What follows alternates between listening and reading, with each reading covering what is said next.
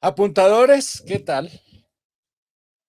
Buenos días. Eh, Bienvenidos a este live sobre un tema que pareciera no tener nada que ver hoy con nada porque está el país alborotado, lleno de noticias grandes, gruesas, que van a tener unas consecuencias de las que todavía no sabemos cuáles serán.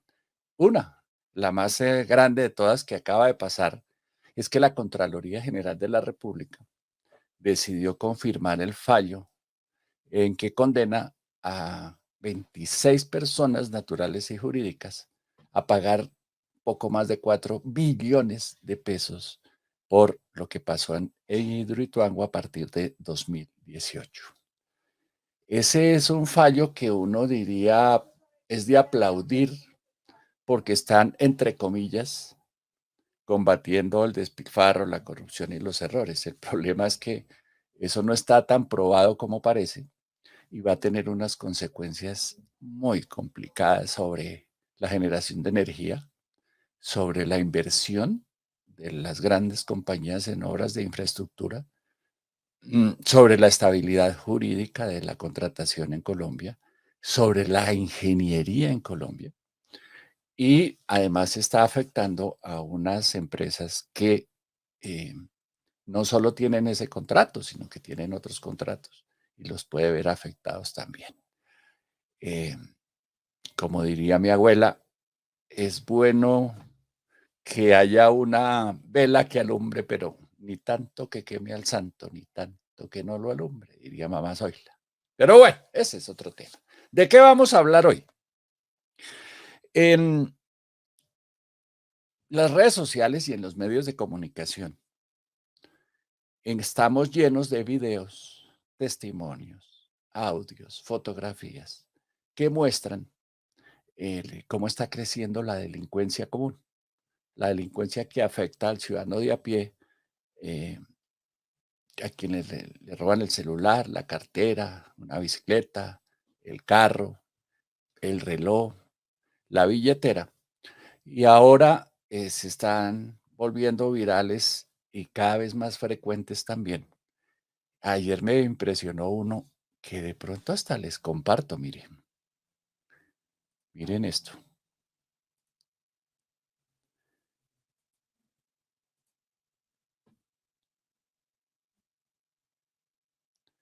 Esto pasa en una tienda, esto pasa en una tienda de Bogotá. Es una mujer con un casco desocupando la caja registradora de una tienda o de un restaurante. Esto, de esto hay todos los días en todas las redes sociales. Ese, esa inseguridad que nos afecta. El comandante de la policía explicaba, parece que la capturaron a ella y al cómplice. El comandante de la policía explicaba que son ciudadanos extranjeros. Esa es la manera de decir que son venezolanos. Pero no son los únicos, por supuesto, los colombianos también andan en las mismas. Y una de las cosas que exigimos los ciudadanos cada vez con mayor fuerza es que los echen a la cárcel. Y entonces nos respondieron las autoridades, la policía, la alcaldía, la Secretaría de Seguridad en el caso de Bogotá, aunque esto pasa en todo el país, que es que las leyes son muy laxas, que los jueces están dejando en libertad a los capturados, así sea en flagrancia, y etcétera, y etcétera, etcétera. Y la otra noticia que empieza a volverse frecuente, y esa me parece la más grave, es que la gente, viendo que la justicia no opera, que la policía llega tarde, pues está empezando a tomar justicia por mano propia. En barrios, los vecinos están organizando, se están armando de palos, bates y cosas para recibir al ladrón cuando aparezca. Pero también pasa, ya hay dos casos por lo menos muy publicitados en los medios hace poco, de personas que estando en su casa fueron asaltadas y en ambos casos hubo una reacción del asaltado matando al delincuente. Y en ambos casos la sensación que a uno le queda es que va a terminar en la calle, en la cárcel el asaltado y no el asaltante, como debería ser. Entonces, ante ese reclamo, el gobierno colombiano presenta una nueva ley de seguridad ciudadana. Y de eso es que vamos a hablar, de si de verdad se necesitaba esa ley, si es si esa ley, corrige los vacíos que dice tener los jueces y los fiscales para mantener los delincuentes en la cárcel, y qué pasa con un derecho, y por ahí voy a empezar con nuestro invitado, el abogado penalista Fabio Omar, experto en este tema, profesor universitario, hombre que funciona en varios países. Eh, esta cosa que me sorprendió, Fabio, buenos días. Muy buenos días, ¿cómo están ustedes? Ricardo, Que gracias por la invitación. yo estaba convencido, Fabio, que el derecho a la legítima defensa estaba establecido en la Constitución y que cuando a uno se le meten o al rancho, como decimos en Colombia, uno tiene derecho a defenderse y no lo van a mandar a la cárcel por eso. Pues resulta que lo vi en la ley nueva. Y digo, ¿y por qué lo bajan de rango constitucional a legal? No sé si estoy entendiendo bien la ley. Yo no soy abogado, pues yo soy periodista. Pero, en fin. Primera pregunta, Fabio, gracias por estos minutos que nos regala para Libreta de Apuntes Noticias y este live. ¿Se necesitaba una nueva ley de seguridad ciudadana y convivencia? No, de ninguna manera, Ricardo. Mire, en Colombia, y en esto somos muy criollos, muy tropicales, muy alegrones, creemos que siempre hace falta una ley, cuando en realidad haría falta solo una, y es cúmplase las demás leyes. Nosotros en Colombia creemos que todos los problemas, especialmente los que dan réditos políticos, los vamos a capitalizar a través de leyes. Eso es lo que los abogados conocemos como la inflación legislativa. Y los penalistas en particular le decimos a eso el ensanchamiento del derecho particular, del derecho penal. Lo llamamos la inflación populista, populismo penal, populismo normativo. Bueno, no importa el término. Lo que yo quiero decir es que no se necesitan más leyes. Con las que tenemos, estamos sobrados de leyes. El problema es que no las cumplimos, no las podemos cumplir por diferentes razones. Esto no es un problema de un solo enfoque, es un problema multiorgánico, diríamos. Tenemos un problema de carencia de policías, tenemos un problema significativo, muy serio, de carencia de jueces y fiscales, muy serio. Tenemos una problemática grandísima en torno a las capacidades investigativas de la Fiscalía, grandísimo. Tenemos una sociedad, hay que decirlo, lamentablemente, que comete todo tipo de delitos. Aquí en Colombia tenemos delitos ambientales, delitos animales, narcotráfico, guerrilla, terrorismo, paramilitarismo, lavado de activos, delitos ciudadanos. Entonces somos una sociedad altamente conflictiva. Exigimos, demandamos como ciudadanos justicia. Las estadísticas dicen más o menos que en los últimos 25 años, en especial desde la creación de la tutela, la comunidad ha aumentado su demanda de justicia cerca de un 300%. Hoy en día todo el mundo presenta una acción de tutela, todo el mundo sabe redactar un derecho de petición, pero no así la oferta de justicia. ¿Por qué? Porque la oferta de justicia ha crecido más o menos un 25%. Hay un desfase muy significativo. ¿A qué voy con todo esto, Ricardo? Miren, no se necesitaba una ley de seguridad ciudadana. Esta ley, que se llama Seguridad Ciudadana, ha tenido unas primas hermanas que también se han llamado Ley de Seguridad Ciudadana y que no han solucionado los problemas de seguridad ciudadana. ¿Por qué? Porque no se necesitan más leyes. Mire, la legítima defensa, que es un tema que usted, apasionante, es un tema milenario, eso no es una invención colombiana ni una invención de nuestro código. Eso es un tema que viene desde la historia de la humanidad y es si usted está en el lugar en el que se siente seguro, su habitación, durmiendo y un intruso sin autorización ingresa, usted está legitimado, legítima defensa, a defender no solo sus bienes, sino su integridad y la de sus hijos y la de su esposa y la de la gente que habita con usted. Eso es lo que llamamos nosotros los abogados penalistas una legítima defensa presunta o privilegiada. Y es que estamos durmiendo en la casa, oímos unos ruidos, oímos no sé, se rompen los vidrios, qué sé yo, y salimos con nuestra arma y disparamos, y claro, causamos la muerte de una persona. Alguien dirá homicidio, diremos no. Ahí sí hay un homicidio, pero es un homicidio legitimado. Quien cometió el homicidio no podrá irse preso. ¿Por qué? Porque ahí está operando la legítima defensa. ¿Qué pasa? los niveles de delincuencia en Colombia, sobre todo en las principales ciudades. Bogotá es un caso paradigmático de ausencia de autoridad. Están tan disparados que estamos viendo que la gente, a pesar de la equivocada prohibición del porte de armas, insisto, por equivocación absoluta, prohibir el porte de armas, se arma y se defiende. Tenemos dos problemas. Primero, esa defensa que yo hago, la hago con un arma que no debería poder tener porque hay una prohibición de tenencia y porte de armas. ¿Me van a castigar por eso? Pues parece que hemos llegado al absurdo que sí. Hace un par de semanas oíamos en los medios de comunicación, leímos en las noticias el caso de un señor, abogado ya de edad, que repele el ingreso de un intruso a su casa, le dispara defendiéndose él. El intruso es claro que tiene antecedentes penales por hurto y ahora quien disparó está investigado por porte ilegal de armas. Hágame el favor. Pero ahí hay una cosa que los ciudadanos no entendemos. ¿Porte no es en la calle? Dentro de mi casa yo no puedo tener un arma. Eso no es porte, eso es tenencia.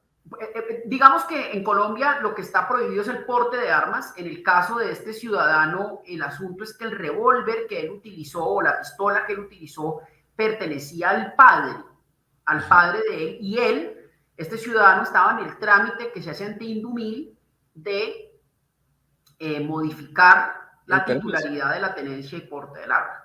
Entonces no había salido la resolución, pero es una resolución, es un trámite administrativo muy menor. Pero igual está siendo judicializado por la utilización del arma para defenderse.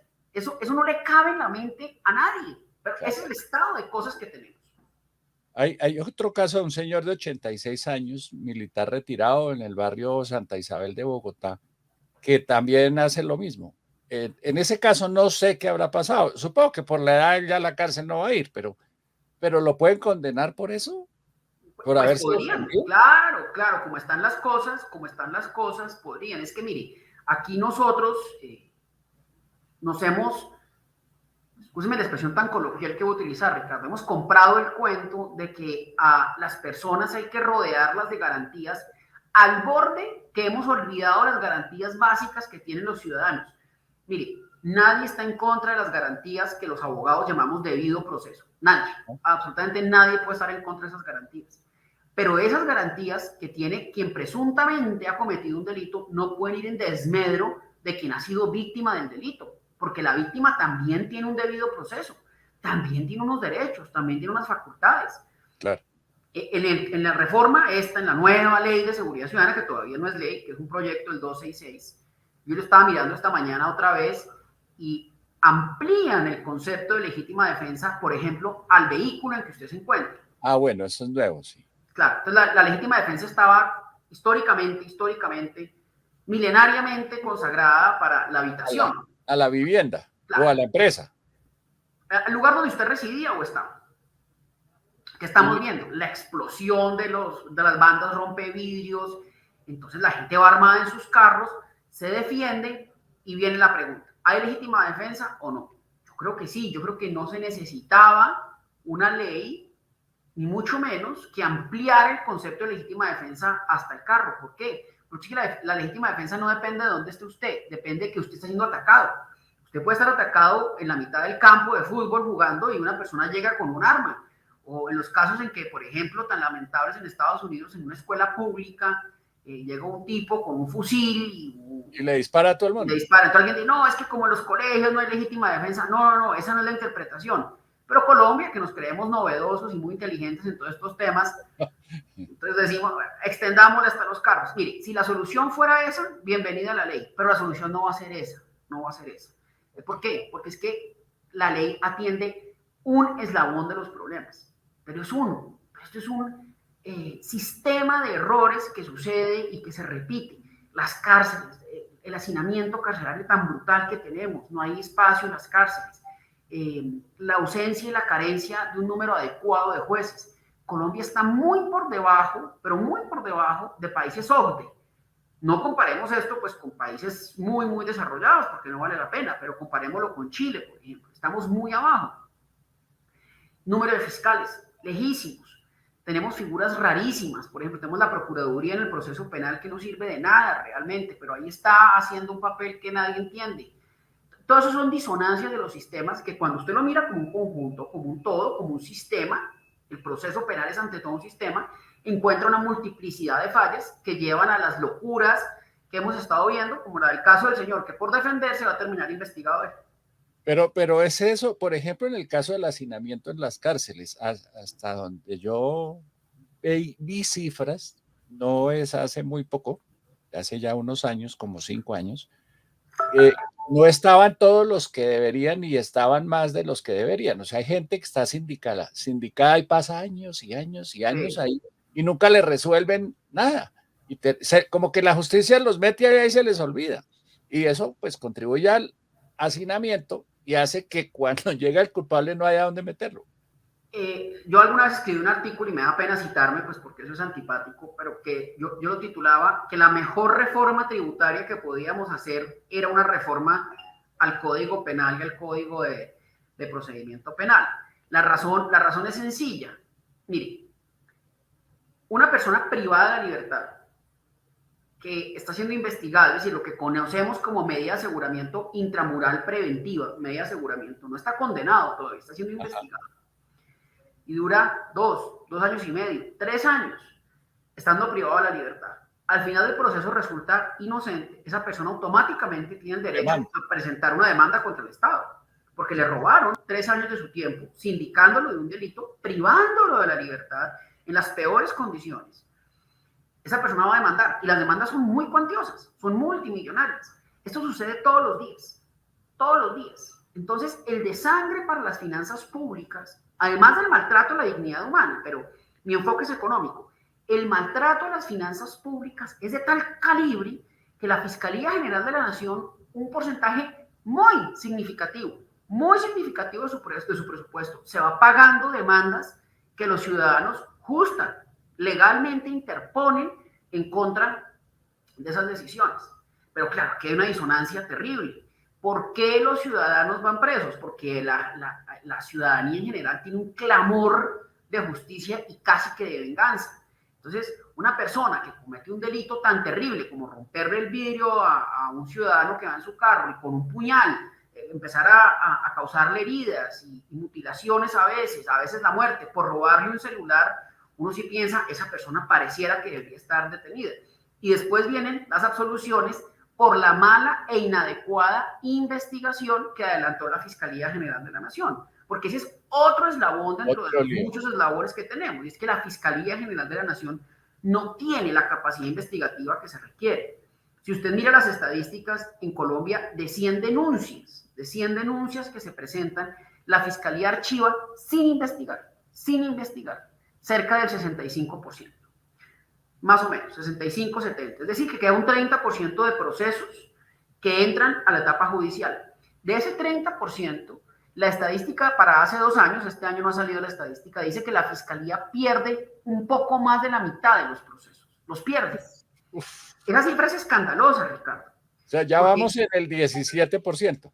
Pero mira esa cifra tan escandalosa. Si la Fiscalía pierde la mitad de los procesos, un poco más de la mitad de los procesos, usted tiene una doble lectura para hacer. O la Fiscalía imputó y llevó a juicio a personas inocentes en más de la mitad de los casos, lo cual es atroz, porque sometió a las miserias de un proceso penal a ciudadanos inocentes. O lo que es peor, la Fiscalía llevó a culpables a juicio y no fue capaz de probarles su responsabilidad. Y eso es el... Ambas lecturas son atroces, Ricardo. Y eso sumado da casi el 90% de los casos. Eso es el 90% de los casos. Denunciados, porque hay gente que no denuncia. Es lo que llamamos la cifra negra en algunos países, nosotros dicen la cifra blanca de delincuencia. Y es que usted va en la calle, le roban el celular, y usted dice, yo voy a la Fiscalía a hacer una fila de 4 horas por un celular, pues entra y compra otro. Me sale más barato ir a comprar otro. Claro, me sale más y compra uno más bonito, y en fin, digamos, eso es lo de todo. Pero ese es el entorno, oyentes y seguidores de lo que pasa con la justicia penal en Colombia. Entonces, esa ley no soluciona ninguno de esos problemas. No, ninguno. Además, cae en el error otra vez, un error que yo no entiendo nuestros congresistas cómo siguen cayendo en esa trampa, en esa celada de pensar que aumentando las penas, ahora sí la gente no va a cometer delitos. Bueno, pero es que eso sí creo que esa es más esos ganas, lo que buscan es un titular de prensa. Claro, pero si usted mira, en los últimos 30 años, el Código Penal ha sido reformado más o menos 2 o 3 veces por año, lo cual crea una disonancia terrible para quienes ejercemos la profesión, casi siempre aumentando las penas, porque está la errada convicción de que entre más grande sea la pena, es más probable que el sujeto no cometa el delito. El delito, Y sí. eso sería cierto si usted tuviera un sistema de enjuiciamiento y judicialización y aplicación de la ley, lo que en inglés se llama law enforcement, mucho más serio que el que tenemos.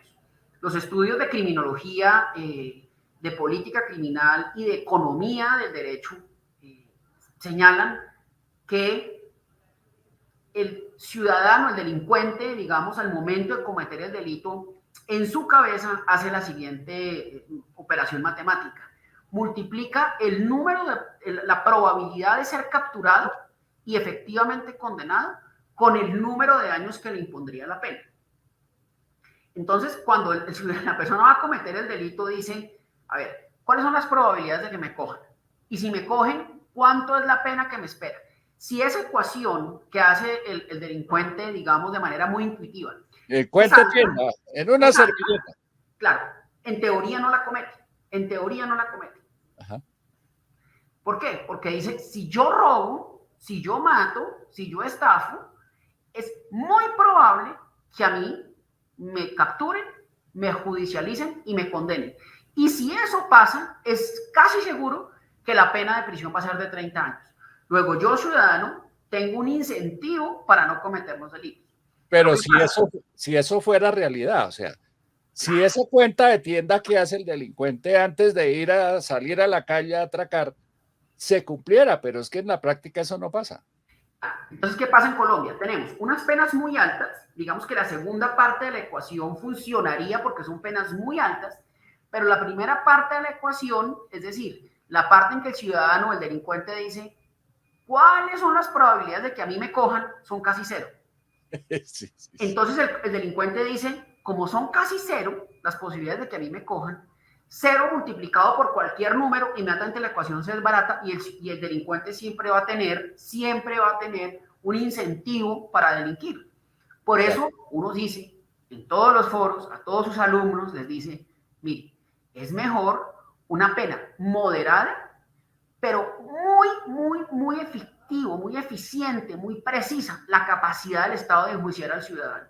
Es mejor una pena efectiva de 10 años de prisión, bien investigados y bien juzgados, que una pena de 40 años de prisión con muy bajas probabilidades de ser juzgados. Porque de nada sirve una pena de 40, 50, 60 años. Mire, esta reforma plantea penas hasta de 700 meses. Eso ya Sí. son cadenas perpetuas. ¿Ah? Para el caso del homicidio de un policía. 700 meses ya es una cadena perpetua. Si usted comete el delito a los 30 años y le ponen 700 meses por delante, a usted lo están condenando pesos más, pesos menos, restando y sumando tiempos, lo están condenando a 50 años de prisión. Eso ya es una cadena perpetua. 40 años de prisión, eso Claro. ya son cadenas perpetuas, ¿no es cierto? Entonces, cuando usted hace la sumatoria y dice, uy, qué pena tan gigantesca, pero las posibilidades de que lo enjuicie son cero, son casi cero. ¿Por qué? Porque la fiscalía archiva las investigaciones, porque los procesos prescriben, porque los fiscales no están preparados. Luego, con todo el respeto, yo fui fiscal, los jueces están agobiados por la carga de los procesos, la justicia no funciona, funciona en edificios vetustos, edificios de hace 25, 30 años, sin ascensores, sin baño. Entonces usted dice, el delincuente no las va a pagar y delinquir paga, delinquir paga. Claro, Mire, claro. hace poco, Ricardo, voy a hablar de un caso, digamos, en el que yo soy abogado, que es el caso de Interbolsa. El juez del caso de Interbolsa emite una decisión en la que se echa de menos no haber podido conocer de fondo el asunto porque operó el fenómeno de la prescripción extintiva. La prescripción es que ha pasado tanto tiempo que el Estado pierde la capacidad de sancionar a los ciudadanos. Y el juez dice, casi que con lágrimas, dice, lamenta este estrado judicial que haya operado el fenómeno de la prescripción por desidia del Estado. Él no dice que por desidia de uno, es la incapacidad del Estado de haber operado en debida manera. Y dice el juez, las personas que hoy se benefician de la prescripción parecería que son culpables de todos los elementos que yo analizo, pero las víctimas aquí no van a encontrar respuesta porque el Estado no fue capaz de ofrecer una respuesta adecuada. Pero eso es una autocrítica, ¿o no? ¿Él no es el Estado?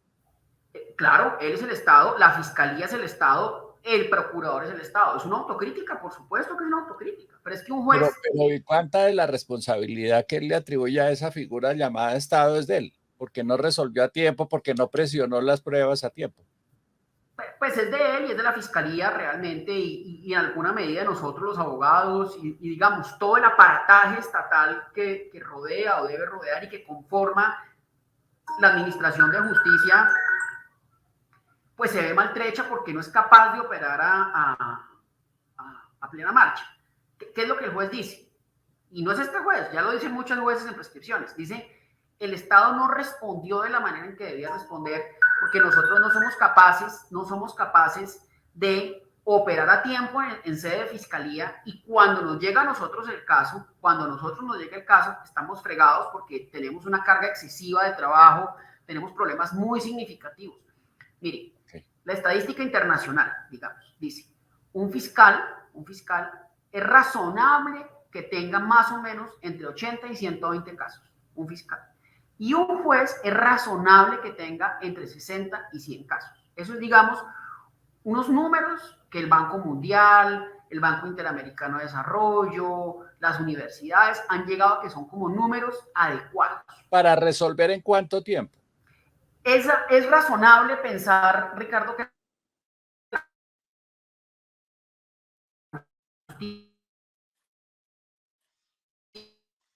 digamos,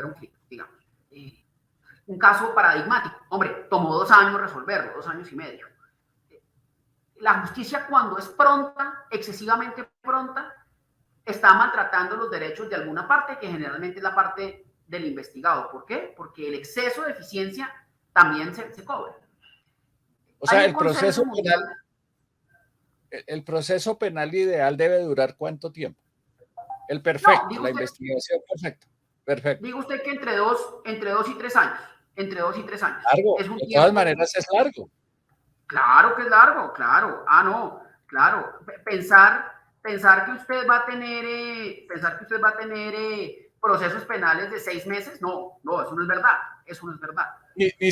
Ni siquiera el tipo que cogieron matando a una persona en el semáforo y hay video, testigos, el arma y el cuerpo y no, aún así se demora tanto. Ni siquiera, Ricardo, porque al ciudadano que capturan en flagrancia, que es el caso que usted propone, pues hay que llevarlo a un proceso, hay que ver si las pruebas fueron recaudadas de manera adecuada, si la persona que se ve en los videos se trata de la misma capturada. Es decir, el proceso penal no es eficiente por el gusto de ir rápido, por el gusto de ser eficiente. No, el proceso penal cumple unas funciones de conocimiento, es decir, que el ciudadano que es señalado por las autoridades de cometer el delito, en efecto sea el mismo y en efecto sea responsable. Eso todo un tiempo. ¿Cuánto tiempo? Hombre, depende del delito, depende del sistema que estemos utilizando para enjuiciar, hay colaboración o no de la justicia, hay muchas cosas. Hay un consenso universal en que procesos entre 1 y 3 años son razonables. Ok. Y eso no pasa en Colombia. Las cifras en Colombia deben ser mucho más altas. 4. ¿Por qué? Porque, vuelvo a lo que estaba hablando antes, un fiscal que en teoría debería tener entre 120, 150 procesos, en Colombia tiene 2.000. Ah, no hay manera. Y un juez que debería tener entre 60 y 80, digamos 100 como máximo, tiene 300 o 400 procesos. Entonces, el juez de Interbolsa, que como él, que es un héroe, hay cientos de jueces, cuando el proceso prescribe dice, es que yo no puedo hacer nada, porque yo no puedo yo no puedo darle preponderancia a un proceso porque es interbolsa y no a otro proceso. Está yendo la señal. No, todos tienen que ser iguales. Entonces tenemos ese Ok. problema. Bueno, y entonces esta ley, ¿qué? Mejor que no la estudien, soluciona algún problema, nos la leemos, la aprendemos, la apoyamos o no. No, no, no. Esta ley, hagamos de cuenta que ese papel reciclado, reciclaje, eh, y con el perdón de los honorables congresistas, del ministro de Justicia, que lo digo, y lo digo sin pena, y lo he dicho en otros escenarios, no entiendo cómo ese señor es ministro de Justicia en este país. Es Pero ¿cómo que una... no? Es No, no magistrado. entiendo, no, no. El presidente Duque tenía muchos mejores juristas para escoger que el actual ministro de Justicia, quien no tiene idea de esta materia. Es que no tiene ni idea. Pero ¿cómo que Allá no? llegan unos señores, pero es que no saben, no saben nada. Es que no Pero saben entonces, nada. él no es consejero de Estado. No, él fue tal vez miembro de la Comisión de Disciplina Judicial, creo, tal vez, no sé. Pero no sabe de esto, digamos, no sabe. Una persona que sepa de derecho penal y de política criminal jamás apoyaría este proyecto de ley. Jamás lo apoyaría. Y Bueno, pero es que, ayer el fiscal en charla que estaba teniendo en un foro con el presidente de la República, que el presidente hizo unas críticas muy importantes a los jueces, con los que no estoy de acuerdo, pero las hizo, el fiscal ya dijo que él también iba a cambiar la ley para que no hubiera vencimiento de términos.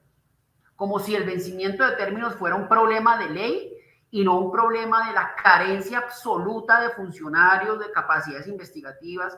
Es una cosa casi que caricaturesca. o sea que según eso, si la aprobaran, que eso es otra condena en la práctica, pues nadie sale de la cárcel por ¿Sí? vencimiento de términos.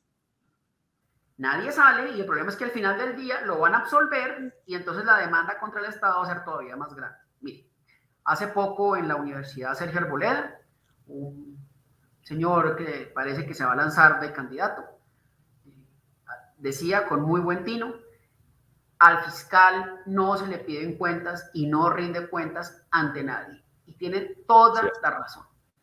El fiscal general de la Nación tiene un presupuesto de 4 billones de pesos al año, y no rinde cuentas por los fracasos que tiene. En cualquier lugar del mundo, una fiscalía que perdiera cerca del 60% de los casos y archivara sin investigación cerca del 70% de los casos, cuando menos era sujeto a una investigación, cuando menos.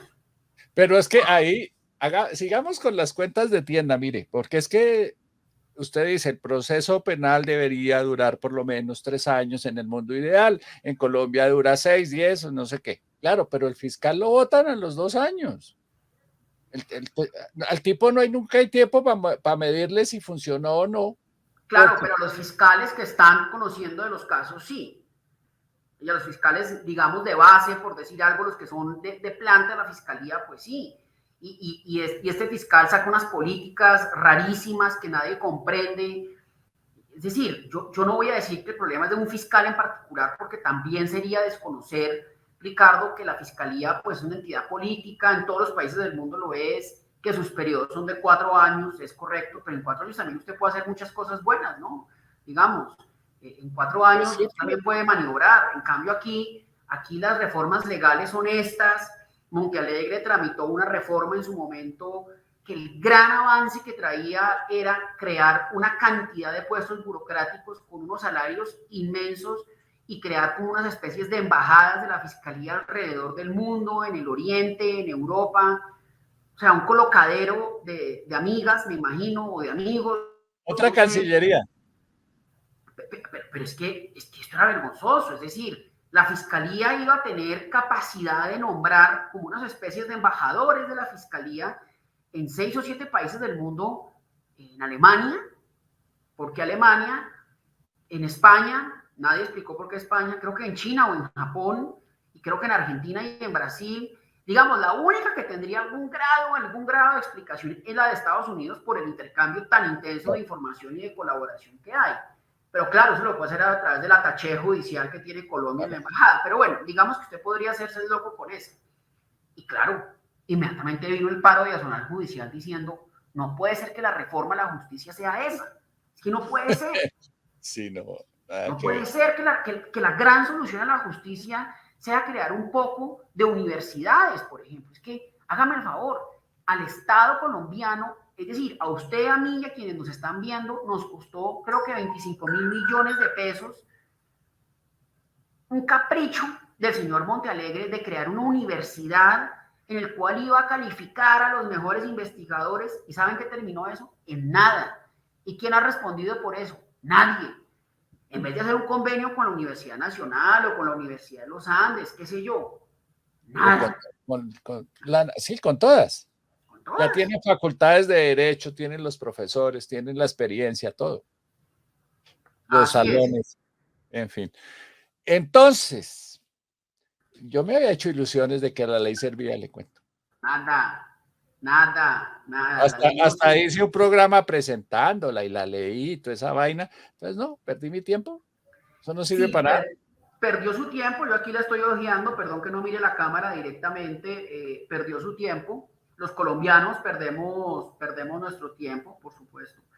Perdemos recursos porque esta ley pues cuesta un pocotón de plata ponerla en funcionamiento, los debates en el Congreso cuestan un poco de plata y cuando usted mira aquí lo que se hace es gobernar y crear leyes desde la casuística, desde es que el otro día mostraron a un señor que en el carro le robaron. Ah, ya sé, creemos una ley que diga que defenderse en el carro es legítima defensa. No, hombre, eso ya estaba, eso ya viene desde los romanos. La Constitución dice que usted tiene derecho al buen hombre, a defenderse. El Código Penal, no este, todos los códigos penales han reconocido la legítima defensa como una figura que excluye, que impide que se pueda hablar de responsabilidad penal. Es decir, si usted se defiende, pues caramba, por supuesto que no se puede condenar, pero bueno, en Colombia, el país del Pero Sagrado Corazón, pasan estas cosas. Fabio, miremos casos prácticos. EPA Colombia coge un martillo, prende la cámara de su celular y va y destruye una estación de Transmilenio y unos buses de Transmilenio. Y no pasa nada. Se vuelve una superestrella Sí. que va a las grandes fiestas, que se vuelve multimillonaria vendiendo alguna cosa, si es eso el negocio. Vamos a suponer que sí. Y, y Sí, ese caso que es de estudio realmente es paradigmático. Yo, por ejemplo, hago parte de una red de profesores en los que hay algunos profesores de España, por ejemplo, y uno le manda videos y ellos no entienden que esta señora termine convirtiéndose, reuniéndose con un presidente, expresidente de la República y siendo un referente de redes sociales. Ahí hay dos fenómenos importantes. El primero, que yo creo, es que, y no sé si Colombia es el único país del mundo, me temo que no, en el que ha habido como una especie de descompensación o inversión de los valores, y una señora que sale a volver miseria el Transmilenio termina siendo de alguna manera considerada una heroína, cuando debería ser considerada una infractora de la ley. sí, es que causa, creo que la Contraloría Distrital ya valoró, o la empresa Transmilenio ya valoró los daños. 4.000 millones de pesos y se ríe Se y se ríe. monta en un helicóptero a botar plata Sí. y la volvemos la superestrella y sale y se vuelve viral los videos, la entrevistan en las cadenas de televisión y de radio y no sé qué. No era como echarla a la cárcel más bien en lo que había que hacer. Inversión, hay como una especie de inversión de las figuras a admirar, ¿no? Ajá. Uno debería admirar otro tipo de personas, pero bueno, es otra discusión. Y penalmente, pues uno pensaría que debería haber recibido una sanción un poco más severa. Ahora, tampoco una sanción de 50 años de prisión, porque el derecho No, penal no se puede convertir en eso tampoco. no, no seamos tan optimistas. No, una condena, yo qué sé, 2 años, 4, Pues pero en serio, no en la casa. digamos que aquí hay una disonancia, que es como técnicamente se llama una disonancia en los procesos en los que la fiscalía saca cara. Por ejemplo, si usted sigue a la fiscalía en Twitter, yo lo hago, usted con qué, digamos, dolor puede ver que sale un señor a dar una rueda de prensa diciendo que se está haciendo justicia porque en Yopal capturaron y judicializaron a un señor que le hacía unas cirugías de esterilización a unos gatos sin ser veterinario. ¿Mm? Y que entonces eso es maltrato animal. Mire, yo me considero animalista, ambientalista, pero Ricardo, no puede ser que los logros de la fiscalía que ameritan rueda de prensa sean capturar a un veterinario que ejercía sin licencia. No Exactamente. puede ser en un país como Colombia, donde tenemos ataques con ácido en Chapinero aquí en Bogotá, donde tenemos problemas de corrupción en un ministerio que se nos pierden 70.000 millones de pesos, donde tenemos unos conflictos sociales como los sucedidos con los famosos señores de la primera línea, que incluso hubo personas decapitadas, ojo, decapitadas por colocar un cable entre dos postes, y que la fiscalía haga una rueda de prensa para decir que captura a un señor que opera gatos sin autorización. Cierto. Eso ninguna mente cabe. Ahora, ese es un titular de prensa divino si usted vive en Noruega, si vive en Islandia, si vive en Dinamarca, porque de pronto esos son los conflictos de esos países, digamos. Esos son los conflictos de esos países, pero no son nuestros conflictos. Así es. Yo Ahora, me lamento mucho que haya gente que maltrata animales, pero no puede ser que la fiscalía haga rueda de prensa para eso, porque es que mientras eso pasa, los paseos millonarios se siguen haciendo, la violencia intrafamiliar sigue ocurriendo, terrible. claro, ahora, debería haber otros castigos que tengan más sentido común y más aplicación práctica. El señor Tapia está condenado. O sea, Sí, él ya es una persona condenada. Y uno ve de pronto que ejerce consultoría desde la cárcel. claro. Entonces, ¿qué hace? Pues monta otro negocio porque es rentable. O sea, si usted se queda con 70.000 millones de pesos, ¿qué importan 10 años de cárcel? ¿A cuánto le sale el año? A 7.000 millones. ¿Eso quién se gana 7.000 millones en un año en Colombia por estar en la cárcel? Pues es un negocio. ¿Ahí qué? Sí, ¿Ahí cuál es la señal que debe mandar una administración de justicia frente a un caso como ese? ¿Para qué? Para que un joven que está estudiando economía y va a llegar a trabajar a una empresa pública no llegue diciendo yo voy por unos 70.000 millones como ese man, porque no le claro, pasa porque nada. el man, como usted hizo la multiplicación en la cabeza, dijo, probabilidad de que me cojan, muy bajas. Me Ninguna. meto 70.000 millones al bolsillo, mucha plata, mucha plata. Probabilidad de salir rápido, muy altas, vale la pena delinquir, Pues claro, vale es la que pena delinquir. las cuentas que hace el tipo son, me quedo con 70.000 millones. La cuenta era tan buena que estaba comprando avión. Un preso.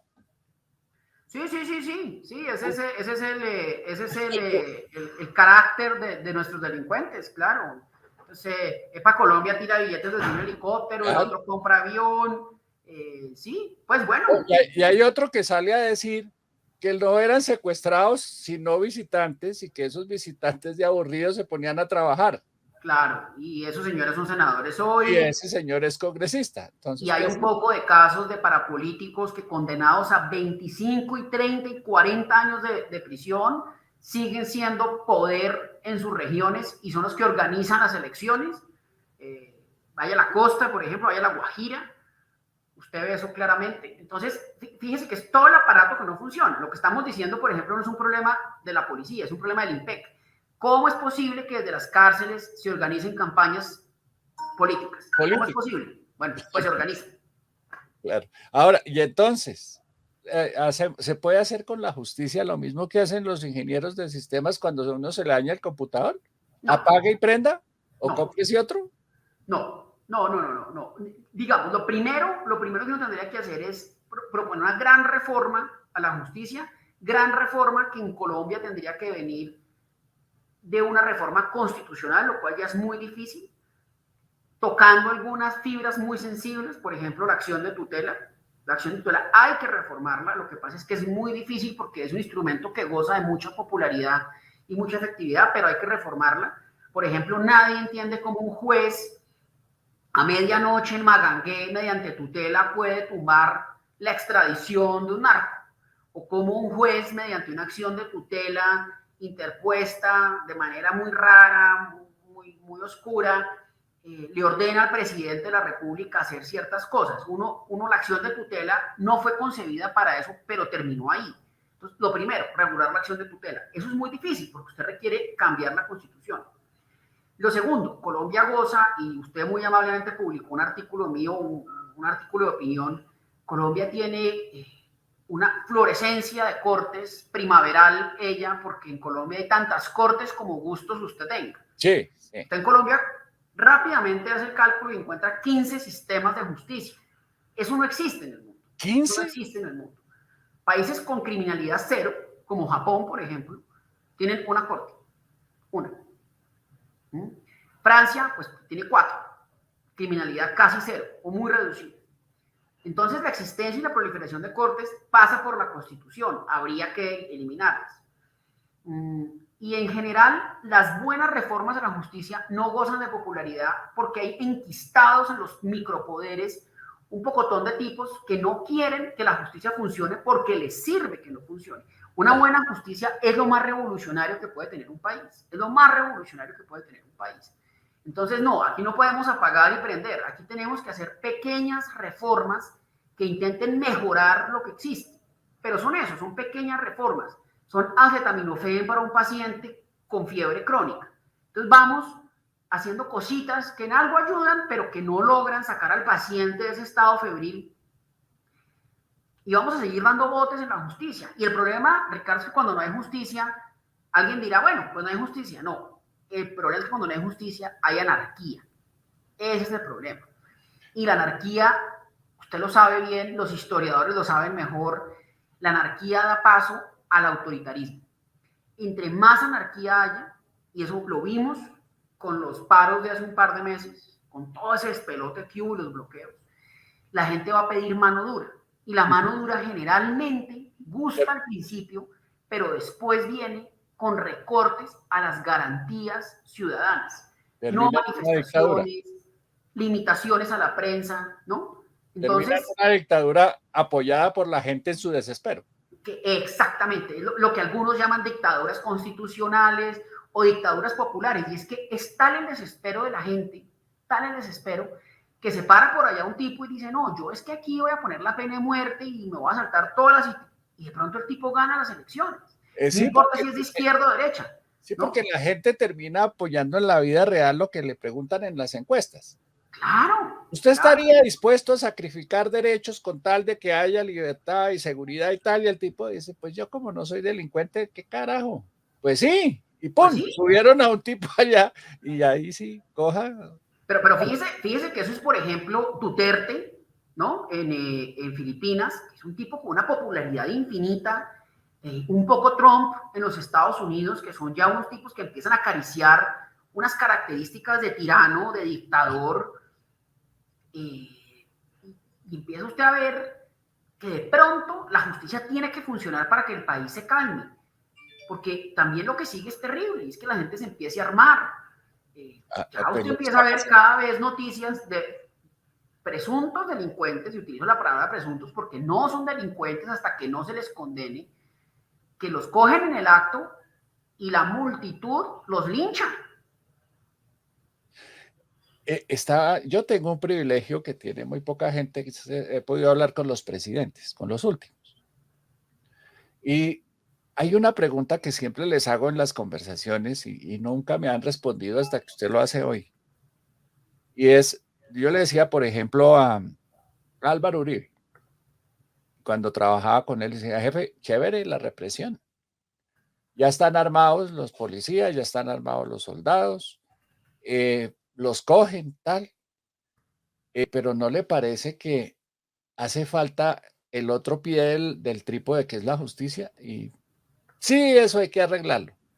Llegó Santos y un día me lo encontré y le dije, oiga, buenísimo lo del proceso de paz. Entonces uno reprimió, redujo la guerrilla, el otro coge y complementa eso con un proceso de paz. ¿Y la justicia para cuándo? Y aquí vamos. Montaron otra corte, 2, y nada que funciona. Ninguna de esas funciona.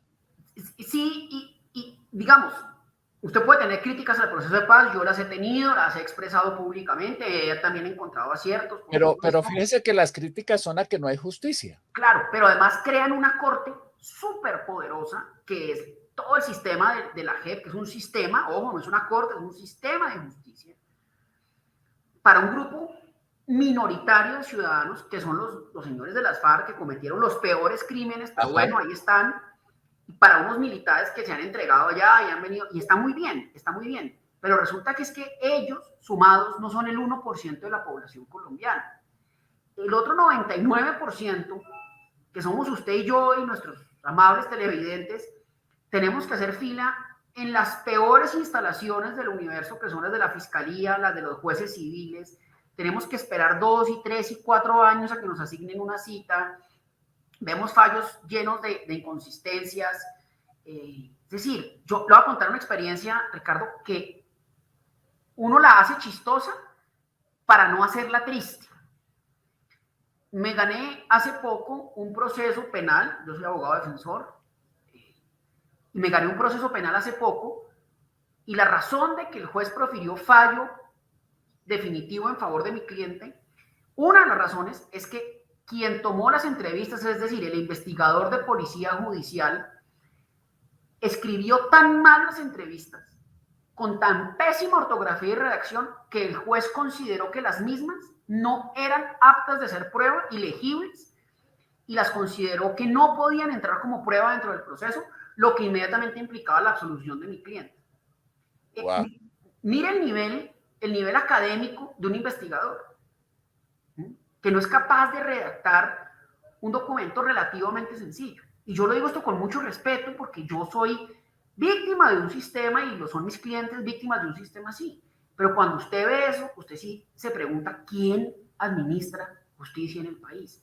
Y otra vez, bienvenido al sistema de la JEP, bienvenido, críticas o no, ahí está. Pero eso es un sistema para el 1,5% del país. Claro, Vamos. tuvimos unos momentos muy duros y está muy bien que se analicen, pero el contrato incumplido, el empleado que demanda, el empleador que quiere desvincular a un empleado, el señor que le robaron 700 millones de la caja fuerte porque con eso iba a pagar nómina, no encuentra respuesta. Y eso es muy frustrante, porque de eso viene la rabia, viene la anarquía, viene la furia, y ese es digamos, ese es un cóctel explosivo en una sociedad. La justicia no está ahí porque sí, la justicia está ahí porque además es el sistema más exquisito que se ha inventado la humanidad para resolver los conflictos. Estaba pensando estamos en época preelectoral, Así es. vamos a escoger presidente. Y en el mundo en que yo me muevo, que es el de la tecnología, hay como un movimiento entre los periodistas y los influenciadores diciendo, tenemos que preguntarle a los candidatos qué van a hacer para que el país se transforme digitalmente. Va a tocar hacer lo mismo con la justicia, ¿no? Porque les hablamos poquito de eso. No, no les hablamos nada. No les preguntamos nada. No, Colombia, que yo sepa, no sabría decirle el contexto de las 150 y pico de naciones, 190 naciones que hay. Yo creo que es el único país del mundo donde ha habido un problema de la magnitud que hubo en la Corte Suprema de Justicia, donde magistrados cambiaban fallos por relojes. Y el país, pues sí, eso ocupó titulares y está muy bien, y hay una gente que está detenida y extraditada. Pero, Ricardo, eso es de una gravedad inmensa, porque cuando la sal se corrompe, la sociedad fracasa. Usted tolera que un congresista sea corrupto, pues hombre, no es lo ideal, pero usted puede vivir con esa idea. Pero cuando el juez que dice si usted es culpable o inocente se cubre de un manto de duda sus fallos, es terrible, entre otras cosas, porque así como recibieron plata para absolver culpables, de pronto también recibieron plata para condenar inocentes. Y nadie puede desconocer que la justicia es hoy un mecanismo político de presión que, por ejemplo, puede influir seria y decididamente en las elecciones que estamos a meses. Pues acaban de tomar un fallo que ya saca de la competencia a uno de los favoritos. Por ejemplo, el señor Sergio Fajardo ya tiene problemas legales, lo que le impediría ser candidato. ser No, candidato. Y es un tipo de que pronto tiene, candidato no, pero posesionarse como presidente sí. claro, pero es un tipo que tiene unas ideas atractivas, que le gusta un electorado, que tiene un caudal electoral, fue gobernador nada menos que de Antioquia, fue alcalde nada menos que de Medellín. Entonces, cuando usted ve eso, usted sí se pregunta, dice, ¿cómo es que el país no se sacudió en su cimiento? ¿Cómo es posible eso? ¿No? Pero no se sacudió. Una de dos, o estamos anestesiados, o lo que es más grave, estamos acostumbrados a que no haya justicia. Yo creo que es eso, Fabio. Es Es eso. posible, es posible, es muy Es que posible. cuando uno ve al atracador de la esquina que es capaz de dar una puñalada por robarse una cartera, cuando uno ve a un señor como Tapia que se roba 70.000 millones fresquísimo y sale sonriendo ante las cámaras como si fuera el padrino. Sí, sí, sí, Eh, sí. y así, el que asalta y mata un carro, el que maneja borracho, sabiendo lo que pasa borracho y maneja a alta velocidad borracho, ese es un criminal también.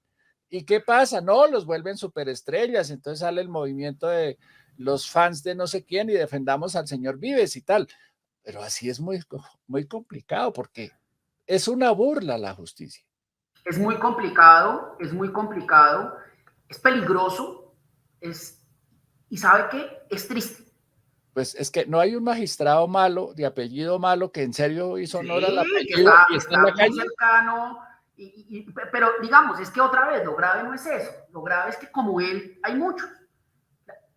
La noción de que la justicia es corrupta, uno la oye desde que yo entré a la universidad a primer año de carrera, y estoy hablando ya hace casi 30 años, casi, pues, punta de años, que los magistrados venden fallos, que los magistrados compran fallos, entonces uno dice, pero ¿cómo que llevamos con esta idea 3, 4 décadas y nada cambia? Y no pareciera que vaya a cambiar porque, claro, el país tiene tantos problemas que alguien dice, lo que usted dice, no, pues dejemos allá a los candidatos que de pronto a veces hablan de justicia.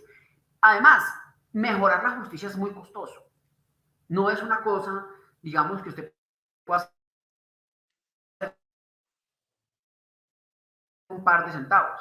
Mejorar sustancialmente el número de funcionarios judiciales, aumentar sustancialmente el número de investigadores.